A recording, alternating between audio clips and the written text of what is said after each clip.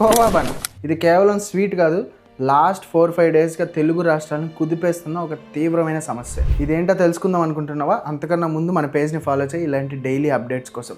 మేడారంలో జరుగుతున్న జాతరకి రకరకాల వ్యాపారులు వస్తారు. అలాగే ఈ కోవా బన్ అమ్ముకునే ఓలీ గారు కూడా వచ్చాడు. అక్కడికి రాగానే ఆయన కోవా బన్ అమ్ముకుంటుండగా వెంటనే తేజస్వి మీడియా, ఇది యూట్యూబ్ ఛానల్, ఇతను ఈ జోకర్లు వెళ్ళి అతనిపైన దాడి చేయడం స్టార్ట్ చేశారు. ఫస్ట్ వెళ్ళంగానే అసలు నీకు ఈ పర్మిషన్ ఎవరు ఇచ్చారు, ఈ కోవా బన్ ఎలా తయారు చేస్తావు, దీంట్లో ఎంత కలిపావు, ఏం కలిపావు, బన్ ఎక్స్పైరీ డేట్ చూపించి ఇవన్నీ అడిగాడు.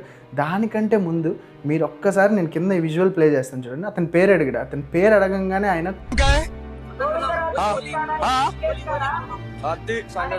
రెండు మతాల మధ్య చిచ్చు పెట్టడం కాకపోతే ఇది ఇంకోటి ఏందో నాకైతే అర్థం కావట్లేదు. మీకు అర్థమైతే డెఫినెట్గా కామెంట్స్లో చెప్పండి. నేను ఆ ఇన్సిడెంట్ చూసిన తర్వాత నేను వెళ్ళి కోవా బన్ వ్యాపారులని కొంతమందిని మాట్లాడడం జరిగింది. వాళ్ళు చెప్పడం ఏంటంటే 10 రూపాయలు బన్ అమ్మితే వాళ్ళకి 2 రూపీస్ మిగులుతుంది. అలా ఎన్ని 2 రూపీస్లు అమ్మితే వాళ్ళకి ఒక డే గడుస్తుందో మీరే ఆలోచించండి.